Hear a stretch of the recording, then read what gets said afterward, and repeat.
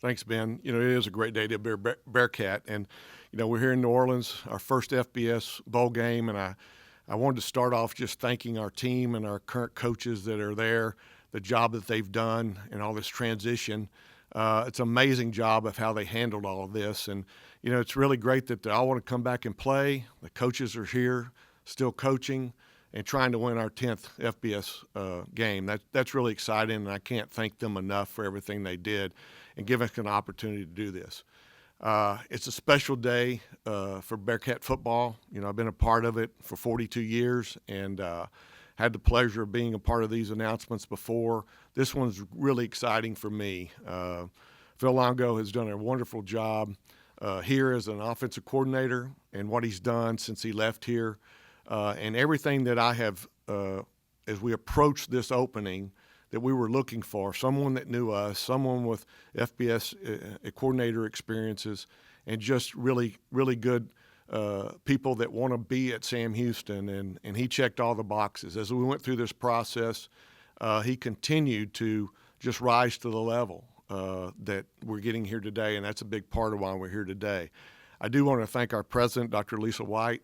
She's done an amazing job in leadership in our transition to FBS, played a major role in the success that we're having, and I can't thank her enough through this process of trusting us in how we were going about doing this so that we could get the right person to lead us to that next level of FBS football here at Sam Houston. And just all the people on campus from Amanda Withers, who's our vice president and CFO, Matt Bethay, University Advancement, that was part of this process, Chris Thompson, Travis Lease, our associate athletic directors did a wonderful job of getting to this point. I also want to thank Randy Stewart, who's been a great friend and of our program and played here, and I think their family has 19 letters here at Sam Houston in athletics, and played a major role in being a part of this process.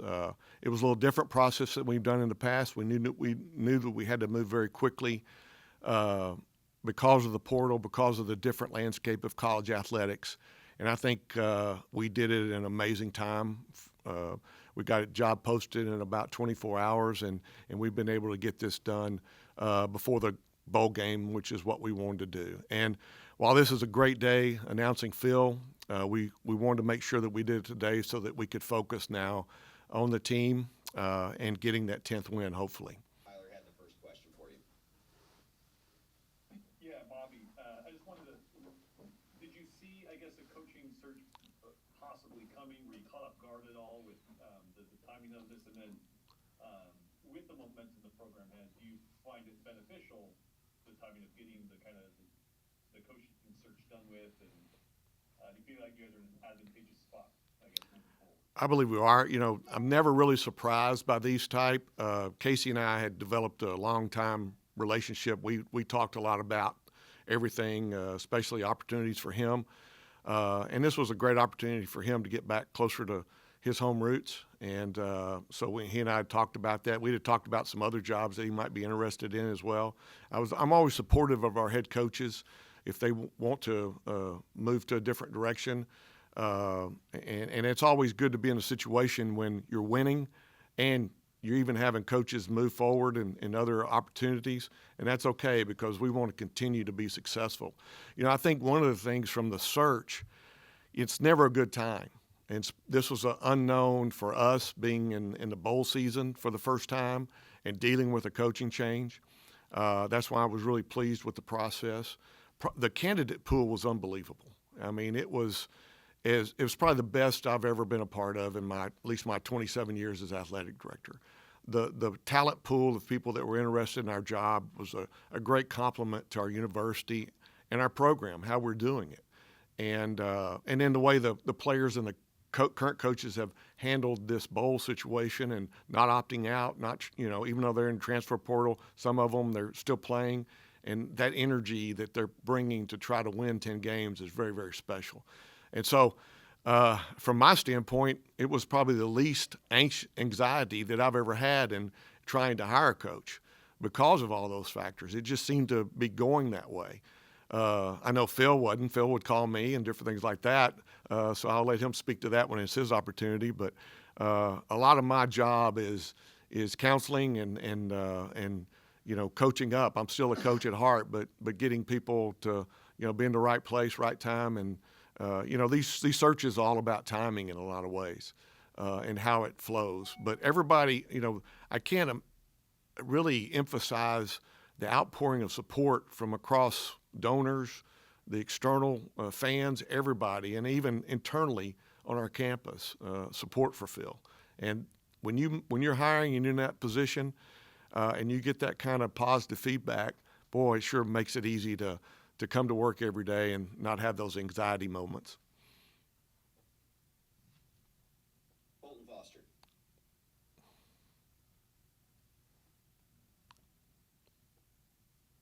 Bolton, can you hear us? Yeah, Phil Longo was kind of a name from the jump that everybody was kind of looking. Yeah, I can hear y'all. Can y'all hear me? Yes. All right. Can y'all hear me? Yeah, we can hear. Go ahead. Oh, I guess I lost it. Must have lost us. Phil was a name from the jump that was kind of on top of the radar. Just kind of what was the process getting with him from the beginning and just kind of all the way through?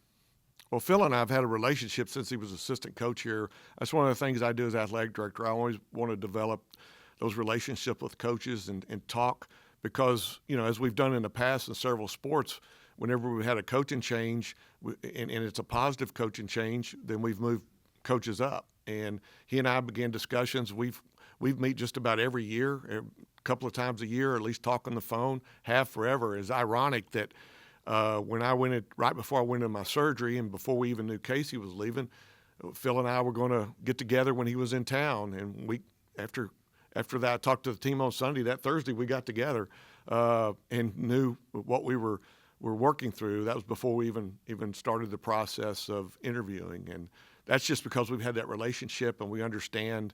And I've seen him, how he handles players, how he handles donors, and how he runs offenses. I do joke with him. I'm as an old defensive coach, but part of my wide receiver in me loves the 100 plays a game and the no huddle and all that stuff. But as a defensive coach, I like to slow it down a little bit. But he's our head coach now, and I trust in how he's going to run the program, and that's an exciting time for me as an athletic director.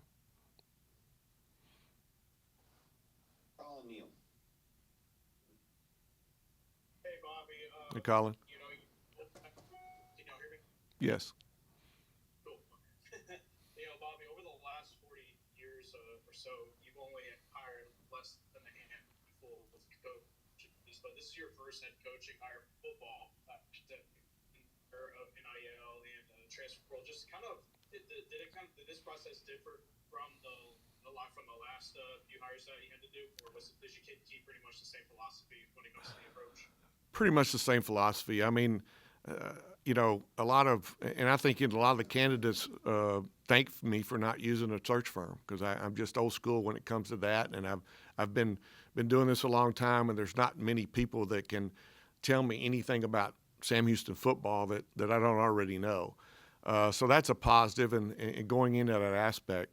But with this new age of NIL and the portal and everything, we've had to been dealing with that for the last 4 years as we were moving different conferences because of the fact the ever-changing landscape of the NCAA was different than what we had worked for 40 years to get to this point. So I think it fits with our strategic plan that Dr. White promotes and General Glazer too, that for the university, is that we have to be very agile.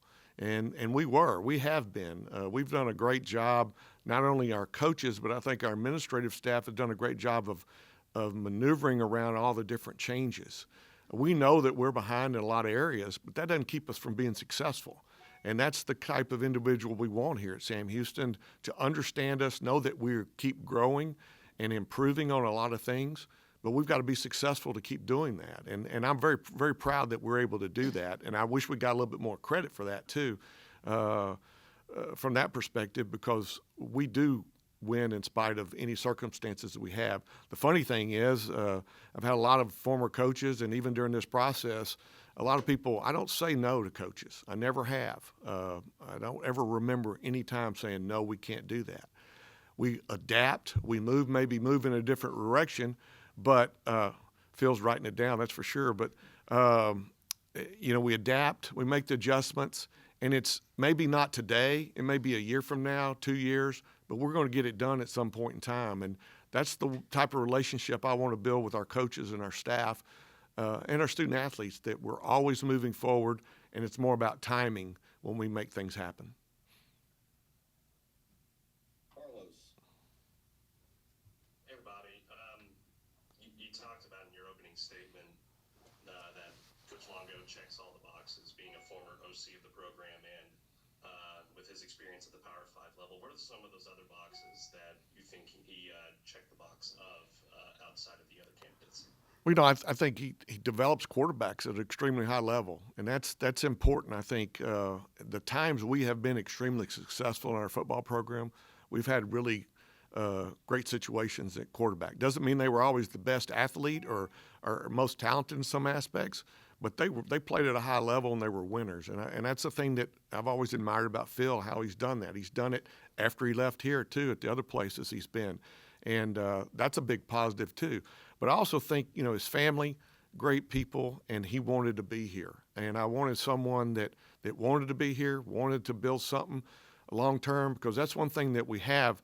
Although coaches may leave and have another opportunity, while they're here, it's like they're making decisions based like they're going to be here for 40 years like I've been, and make it better. And I think that's so many of the things that he checked. And of course, and all the candidates I knew, and thought very highly of them, and they did a great job. And it did take me, we interviewed, Phil interviewed last on Friday, and then Saturday I thought I'd have a decision. I didn't have one. Sunday I didn't have a decision. I met with Dr. White on Monday morning, and I knew what I wanted to do, and I had to make sure it was the right thing, and I knew it was. And once we did that, then we got it happen as soon as we could. Anybody else with questions for Bobby before we move on to Coach Longo? Yep, Colton got another one. Yeah, just as much as it's been beat about Phil, what's it been like? These last 48 hours or so, being able to prepare for a bowl game as well as hiring this coach. Oh, it's been fun. You don't. A lot of times you stress out when you do these hires, and I have been very fortunate. The last 2 hires I've made, men's basketball last spring, and this one with football, have been very positive and relaxing. To be honest with you, it's not like I've been worried about too many things from that perspective. In the past, I might have had a little more anxiety about making the decision, or a little more pressure. This one has just been, the last 2 have been really positive, and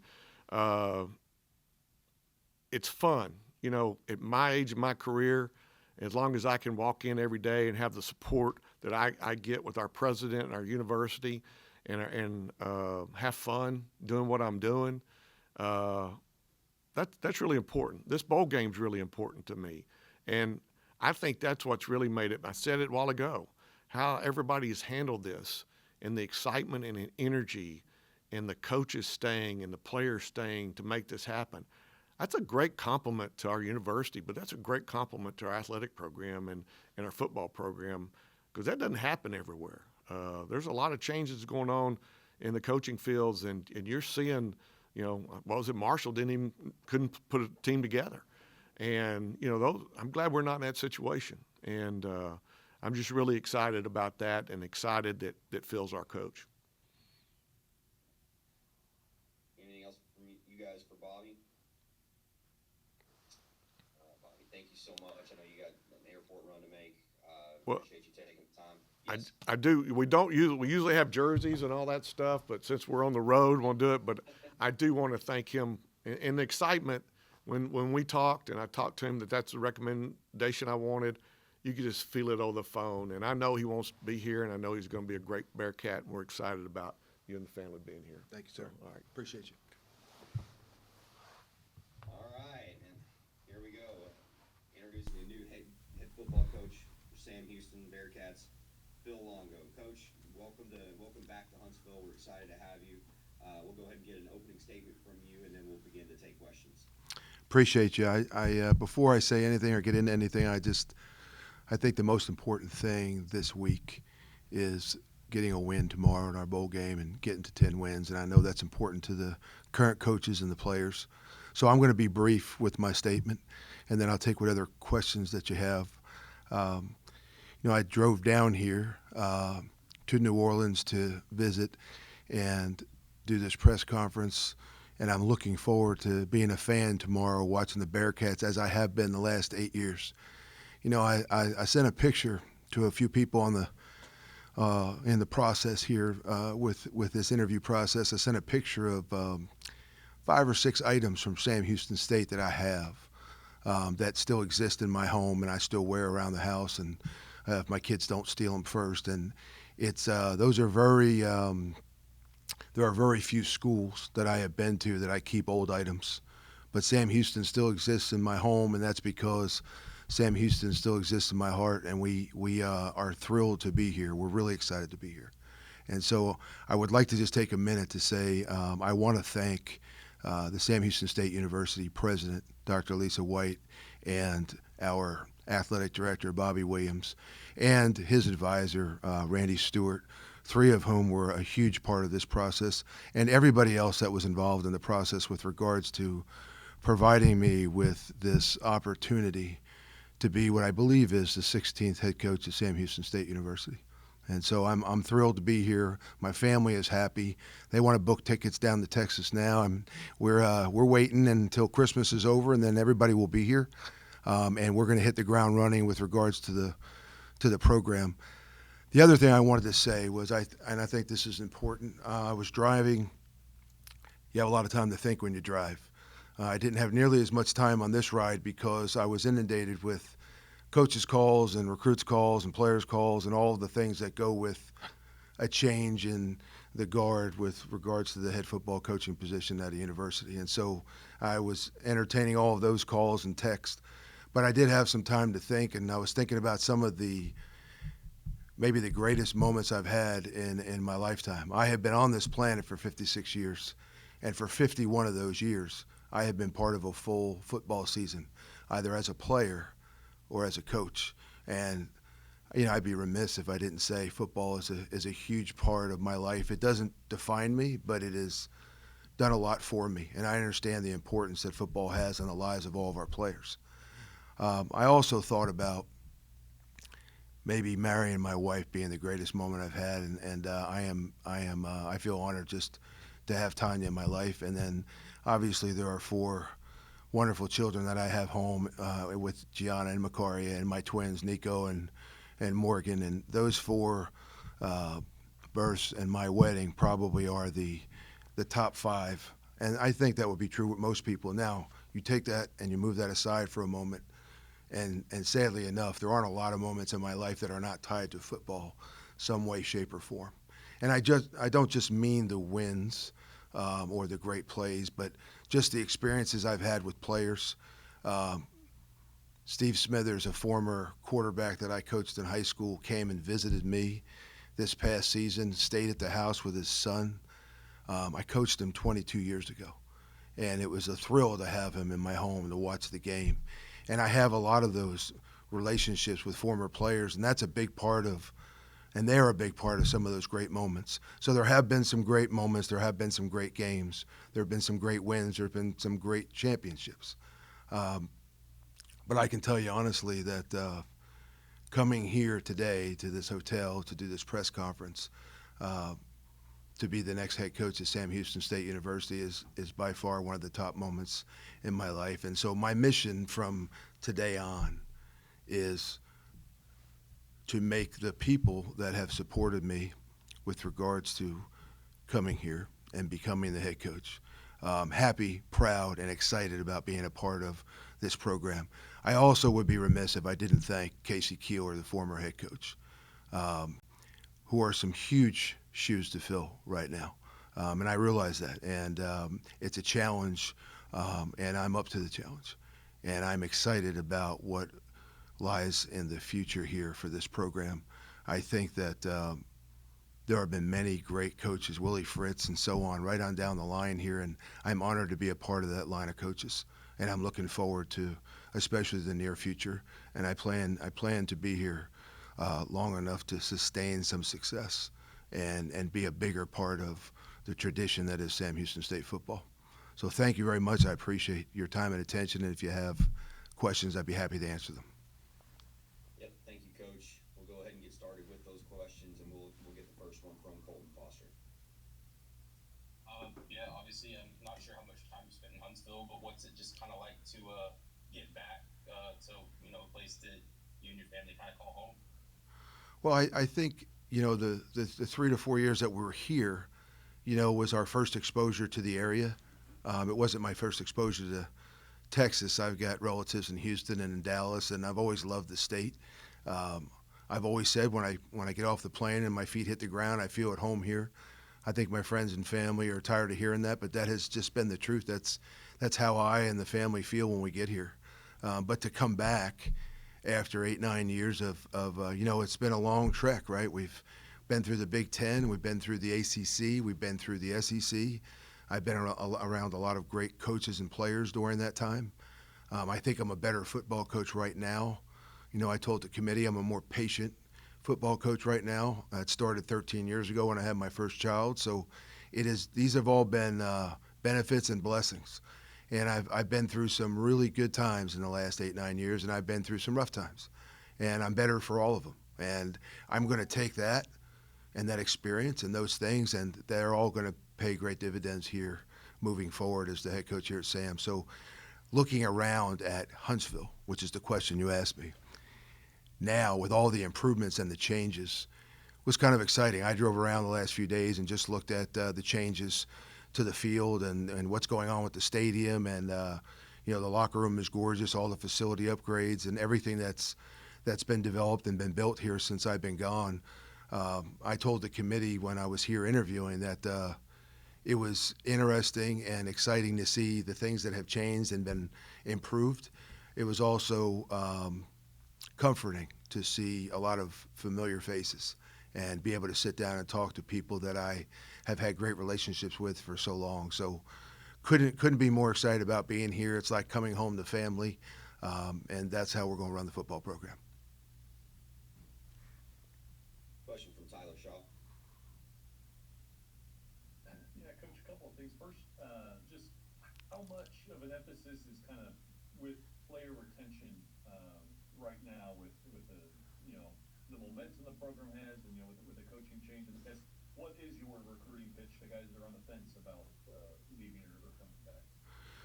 It's interesting that you bring up retention, because that probably now takes center stage before even the actual recruitment of new players. And they're both vital, but in this day and age of the portal and NIL, you have a culture now that has a little bit more of an open door than it's had in the past. It used to be if you wanted to transfer, it was an automatic sit out for a year. And so there was a little bit more of a repercussion for leaving, and you really didn't leave unless there was absolutely a situation that forced you to or that you needed to leave for. Nowadays, that's not the case. There's open windows throughout the year, and if a player chooses that he wants to try his hand somewhere else, he can. I don't know whether that's good or bad for football. I have my own personal feelings on those things, but I always think about how it is for the personal development for each individual player.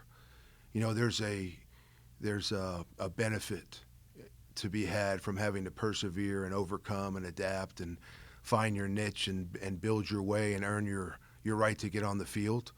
And that door's open a little bit more right now. So recruiting is more, one, take care of the players that you have.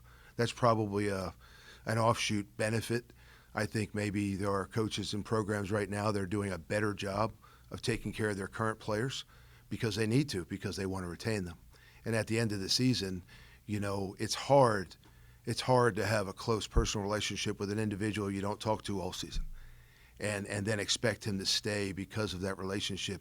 That has to be built over time, day after day after day, and they have to understand you sincerely care about them. And I think that gives you an opportunity to keep more players on the roster and out of the portal. And sometimes it's a good thing because maybe this isn't the right place and they go find a better home elsewhere. And in those cases, in my personal approach to it is I actually want to help those players. If they don't feel this is the right place, if we agree, if it's a mutual deal, then I would rather get on the phone and help those guys and place them so that we benefit and they benefit and everybody is helped in the process. And so retention is number one as far as recruitment goes. Take care of the people you have that have earned the right to be on the field and who have been giving you everything they have every day in practice, year-round in preparation.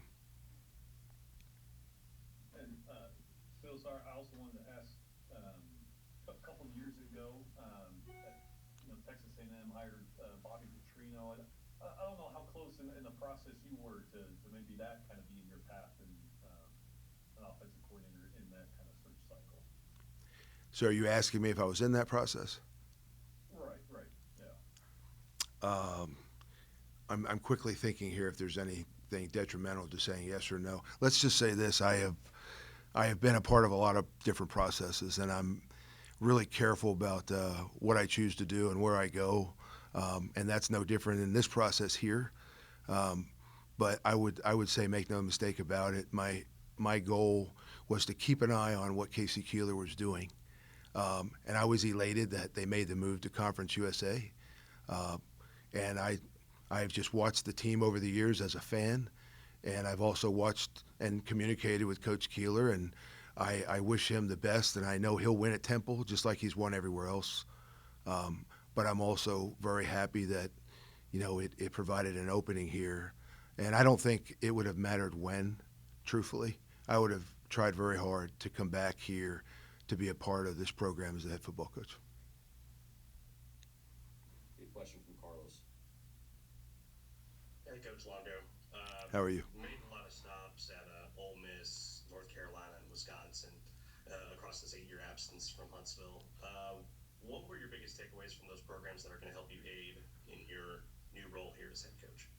So you would think I planted that question with you because it's something I think that's probably real valuable for me moving forward in leading this program. But you're correct. Like, there are a lot of things that I did take from those. I've been around a lot of great people. I've worked for Hugh Freeze and then Matt Luke and then Mac Brown and Luke Fickle and all of the assistant coaches that worked under them. There are a lot of great people and a lot of great coaches, and many of those in their own right were head coaches at some point. And so I have always been a guy that's seeking the next best step. How can we improve something that we're doing right now? And sometimes that means X's and O's, and I do things throughout the year to try and improve and develop as an individual coach. But other times it's experiences that you have, and it's been 8-9 years of a lot of good times and a lot of good football,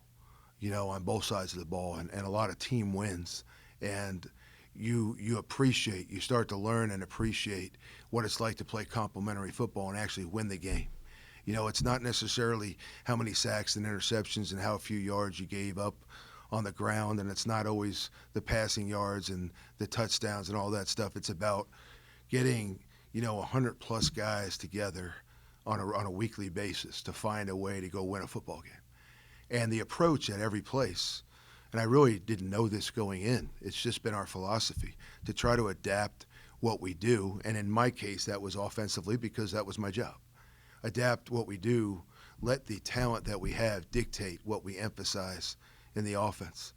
In 2014 and 15 here, we ran the football for over 36 or 3,700 yards, and I think we had 40-plus rushing touchdowns both years. Same team, same program, same offense, same head coach, same OC in 2016, and we throw the ball for over 5,000 yards, and Walter Payton Award winner Jeremiah Briscoe throws and sets a Division I record with 57 touchdown passes. Same program, just a different emphasis. And so from year to year, we'll look differently because it's going to be dictated and driven by the talent that we have on the offensive side of the ball and the defensive side of the ball. And that's something I learned going from program to program. The Big Ten, the ACC, the SEC, all very different conferences, and we had to adjust and we had to adapt to some things offensively, to address the different challenges that we saw. And I don't think that's any different when you're running an entire program.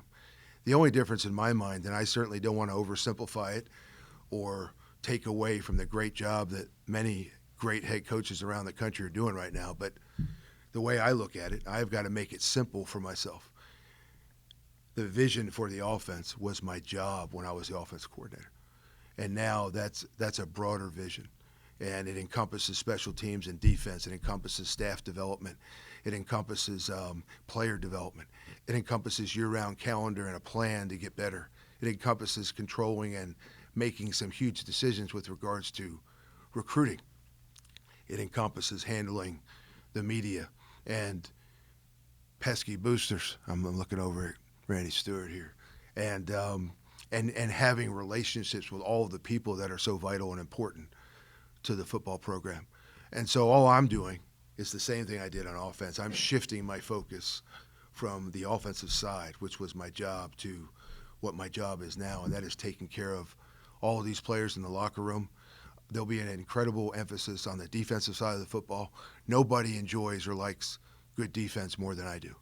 And I think it's the key to winning football games. And so, excuse me, those are some of the things that I've learned. Casey Keeler taught me how to manage a football game. Every Thursday now I watch an hour of game situation film because he was brutal during the week, constantly bringing up different scenarios and asking me what we would do in those scenarios. And it became now a habitual, exercise that I go through on Thursday. Mac Brown was a phenomenal visionary for the program, and he was always about the player first, and then the team, and then the staff. And he tried to take care of those three. And, I subscribe to that. I think that's very important to keep it in that order. Matt Luke, I learned a lot from Matt Luke from an O-line standpoint, and then, boom, the next day he becomes the head football coach. And I thought he did a really good job with regards to dealing with some adversities that he didn't even anticipate because of the coaching change that happened so quickly at Ole Miss. And so, you learn how to deal with some of those tough, adverse type situations by watching others. And then Coach Fickell probably is the most consistent coach I've ever been around. He's like this all day, and it lends to confidence and some composure during the course of a workday because they can get monotonous and they can be a grind, and some are more exciting than others. But I think when you're consistent with people and they know how to deal with you and they know what they're going to get every day, you're giving them an opportunity to do a better job for you. And so I could go on for hours about the things I've stolen, but those are some of the things that encompass what I've learned along the way, and I plan on utilizing all of those tools, moving forward here. Ben Sorrells.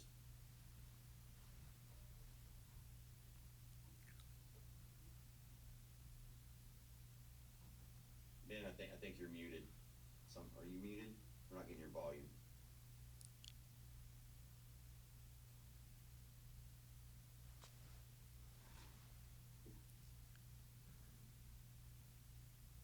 I think he's telling you to move on, Ben.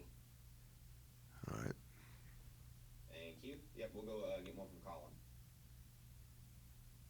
Hey, Coach, you've been really well known on the football coaching community for your version of the air raid offense, the don't play offense. I was just curious about, and also for those that are not familiar with the offense, just kind of what's your goal behind it, and also what was the inspiration behind building that kind of playbook? I caught some of it, so I'm just going to repeat it. You're just asking me with regards to the air raid philosophy and why we run that type of offense. Is that what you're asking? Yes, sir. And also, what was the inspiration behind building that kind of thing? Well, one of the charges from Coach Keeler when I got to Sam Houston was we want to play fast and we want to score points. And statistically, if you study it, the teams that have more plays during the course of the year, it correlates with having more points. Now, I've always said and I've always felt you've got to – that has to match the theme for the year. That has to match what your overall team strength is, not necessarily just what you're capable of doing on offense. And if you watched anything that we did at North Carolina, for instance, it was identical to what we did here from a schematic standpoint, but there were games and quarters and halves and plays where we were really fast like we were at Sam Houston, and then there were other times where we kind of reeled it in and we slowed it down. And that was all in an effort to control clock, win the time of possession battle in the games that we thought that was important. It was maybe the defensive coordinator said, hey, can you buy me a little time here? We've got to make some adjustments. And so you just tempo the thing down and you slow it down to try to help the other side of the football. And that's what complementary football is. And so do we want to play fast? Yes, when it's going to help us win. If we have to slow it down, then that's what we'll do. People always ask, are we going to throw it or run it more? I don't care if we throw it 70 and run it 10 or run it 70 and throw it 10. What I care about is that we're efficient doing both. So the defense has to honor and defend both. And on defense, I want to be the same way. We want to be flexible. We want to be multiple. We want to be able to attack the offense. And in a lot of ways, I have a defensive playbook at home. Every single item that I've ever come across defensively that has given us a schematic issue, caused problems for our players to handle, whether it be a pressure or a sim pressure or disguised coverage or what have you, is in my defensive playbook, and it's been organized in a way that I can share those issues with the defensive coordinator. And I want to be as aggressive and I want to be as multiple on defense as we are on offense, but we're going to play in a way that helps both sides. And I don't want to disregard special teams. That's probably where some games can be won and lost, and I don't know if there's a value that's put on that aspect of the game that needs to be put at some places, and it will certainly be important here. And so it's an all-encompassing, all-family approach, and I don't think there's any other way to win consistently over the long haul, and that's the goal here. We try Ben again. Yeah, sorry about that. There you go. Congrats on the job. And Thank you. Back to Huntsville. I know it's been an emphasis from the last staff to recruit Texas and Texas high school players. Is that something you want to continue, and how do you continue to cultivate relationships within the high school coaches in Texas? So one, relationship-wise, I'll start there. I have been recruiting Texas as a primary state for 23 years. And even when I got here in 2014, I already had, whatever it was, 14, 15 years under my belt recruiting this state. So I have a lot of relationships with many of the coaches in Austin, in San Antonio, in Waco, Dallas, Houston, most of East Texas. And there's a lot of talent here. 82% of the current roster is from the state of Texas. And it was probably higher when I was here the first time. And so relationships with those coaches and their players is just pivotal to the program. Even in this world of NIL and the portal, it doesn't mean we don't and won't go after an individual player that has a significant interest in our program that we think from an athletic standpoint can help us, that is outside of the state of Texas. But the reality is there's probably a championship team within 4 hours of our university, and it's our job to go and find it. And so those relationships with the players and the coaches that we'll be recruiting from on a yearly basis, it's invaluable. I can name 20 coaches right now and tell you the last 3 schools that they were at. I spoke to Rodney Webb yesterday, who has been at Rockwall Heath and an AD and a football coach, and I knew him through all of that. And we were discussing all of the coaches and all of the relationships that the two of us have, because we've known each other for 20-something years, and we know all of these people. We know this group of guys, this large group of guys that makes up one of, if not the strongest high school coaches association in the country. And we are very fortunate to be in the middle. It's like the epicenter of the talent in Texas is where we're located. And that's a huge plus for us. And so those relationships will continue to pay great dividends at Sam Houston, provided we cultivate them the right way. Another one from Colton. The way you kind of were talking earlier, I'm just curious on staff building. Would you be, bringing in an offensive coordinator, or would you kind of want to keep over, that job? So That's like the most asked question in my house right now. Like they're all wondering what. So here's what we're going to do. I would assume that part of the reason that I'm being hired here is because of the offensive acumen that we have, and I would assume that the expectation is that we keep scoring points and churning up yards. So I am going to have a very heavy hand on the offensive side. I will call the plays initially this first year, and I will be involved in some of the game planning. But I am going to hire an offensive coordinator because I can't preach being balanced, offense, defense, and special teams, if I don't balance out my time. And so there'll be an associate head coach, and he will help me with some of those duties to free up my time to focus on NIL and the portal and the relationships we have with the people around the program and recruiting, which is primary. But on practice week and on game day, I will be a little heavier on the offensive side from a play calling standpoint, which means I've got to hire basically the head coach of the other half of the football team to run the defense because we're going to turn that thing over to him and we're going to let him go. One of the best things that I've ever experienced in coaching was coaching under Casey Keeler, who let you coach.